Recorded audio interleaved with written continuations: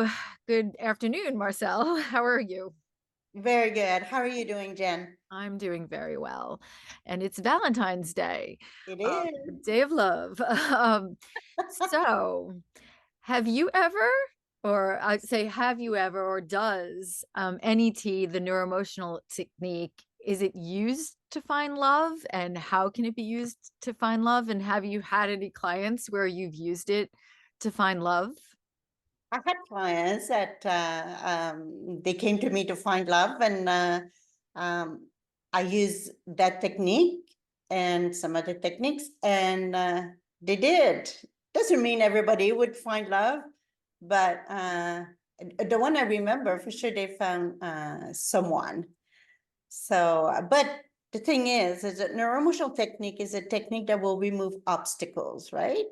So you just have to, usually what I would do is I would do some, I would start with some statement, say, I'm okay finding love.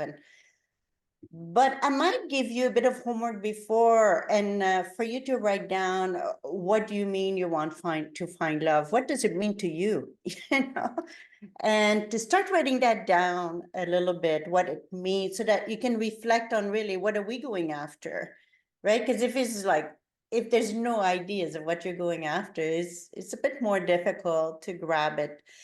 And to clarify even more, like I always tell my clients, don't go after things physical. Not, I mean, love, but even if you want a car, I said, don't go after things physical.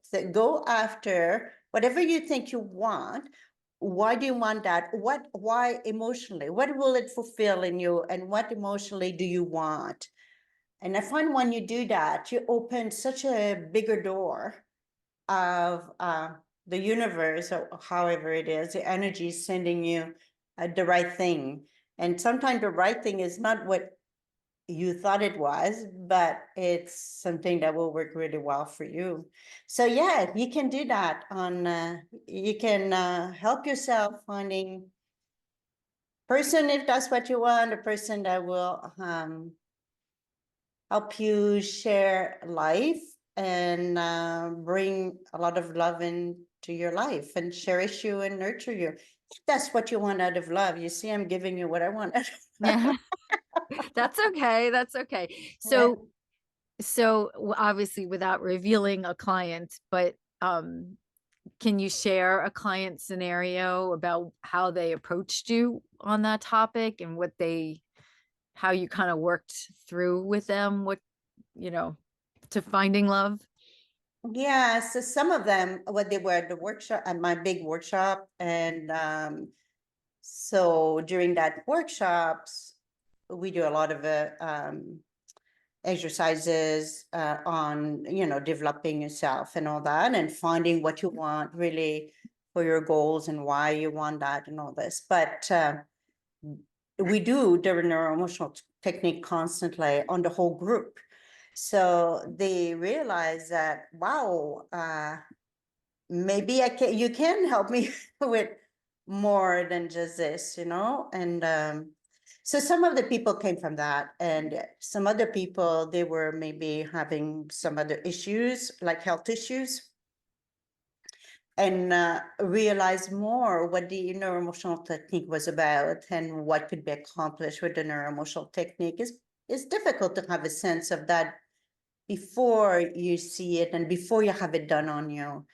So, and I think that's why I have a lot of my clients following me for many, many years, because, we get one issue done and then they say, whoa, I could go even further, or I want this now, or I want this now. So we're evolving, right? So it's not always the same thing that we want. So, yeah, so it's possible to work on that. It's possible to, even for you today, if you don't have this person in your life, to start writing down what is it that you're missing and what do you want out of love? What is that for you, love? Because always remember, you've been imprinted since you're little what love is about.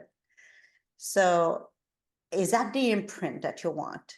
You could even reflect on what do you think your parents showed you about love, or what's love, and what is the society showing you? What has been imprinted since you're little? What are your teachers maybe showed you? All the different things. And you probably will find things that you like and things that you don't like as much. And you probably will find some obstacles that are there that need to be worked on. They need to be dissolved, really, for you to really find what you want uh, out of love, but also for you to find love. Because, you can find it in many different ways, many different things, right? Excellent. It's it's interesting how uh, all of this really comes back to us and individual. It's almost like not about finding that person. It's about understanding yourself and your needs and your wants and defining love and what does it mean to feel loved. So it's just interesting how it does all come back to working on you versus trying to find, or putting it on that person. It's interesting. So with the neuroemotional technique, do you, what many of your clients, what are they coming for? Like, what are the main themes as far as what you're seeing in today's world, as far as, what people are needing help with? Well, right now there's a lot of anxiety. Since COVID, the anxiety has increased immensely. And there's a reason for that. I mean, a lot of us stayed inside. A lot of our immune system got messed up because we stayed inside. I'm not saying it was right or wrong, these policy. It's just what happened because of that. So because of that, we really need to understand what's the situation now. And a lot of fear of going outside and doing things or getting involved. And yeah, and a lot of people having issues getting back into the community, having friends. So that causes a lot of depression, a lot of anxiety, a lot of fear, a lot of dread. So I see a lot of this along with a lot of health issue. And you can't, it always goes like around and around. You can't go on one without the other. It's just amazing. So we have to take it from a gene perception, from an immune perception, microbiota perception, and also your mindset of what you want to do next. It's a lot of people, they don't know what they want to do next now, right? They're lost. They don't trust the government quite as much for quite a few people now. And there's so much chaos in the world. They don't believe that we can have a great life. So they're desperate. They're very discouraged and desperate. So those are big things that I'm working on to change the way they see the world, so we can create a better world. Otherwise, there's no way we cannot. It's pretty hard to create something better if you don't see that it's possible. And the thing is, this is that it's not because they don't want to see it, is because of how all their physiology came about to now. All the change and all the physiology with all the genes and all the neurotransmitter. And now they are in a state where maybe their dopamine or their serotonin or any other neurotransmitter and hormones are not functioning properly.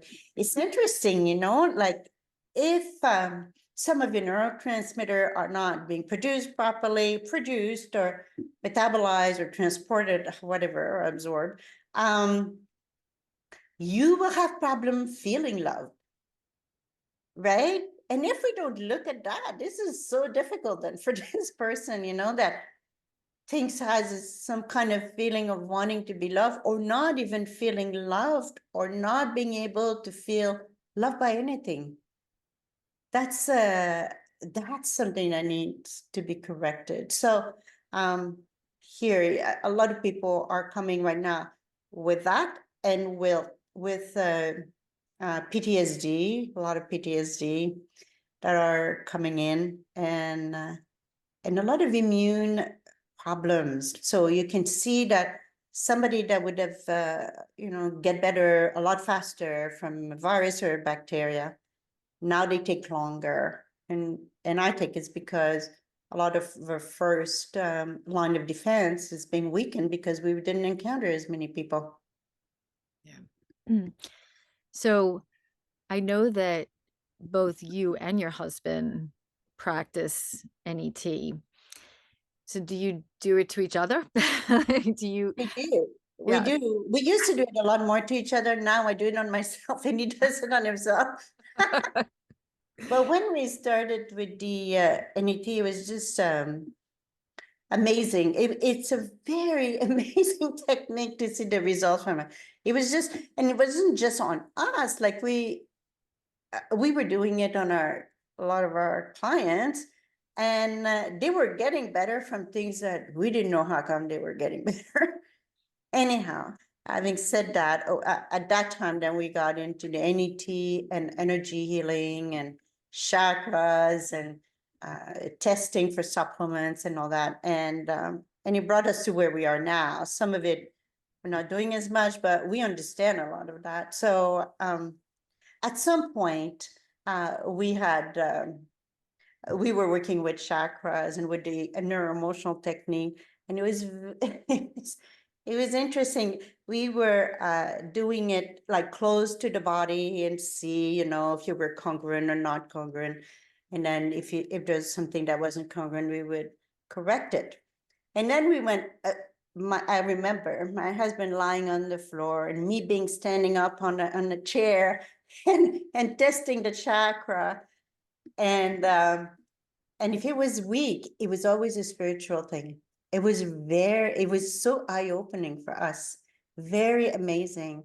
As we got further away from the body, we still were able to connect with the body, but it was quite a spiritual thing that was coming up. Spiritual, whatever, like I'm not saying religion, just like what's your place in the world, in the universe, was this all about? It was very, very eye-opening for us.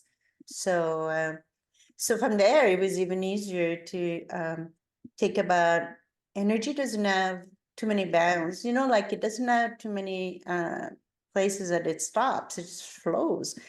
And now I'm just reading in the research that some of the people about addiction and some people that some of their genes attracts the same kind of genetic problems in other people. It's very interesting. So they attract each other and they form a group of that. So people that love sports, that are very intense sport, they have certain genes to bring you to that kind of wanting that kind of thing.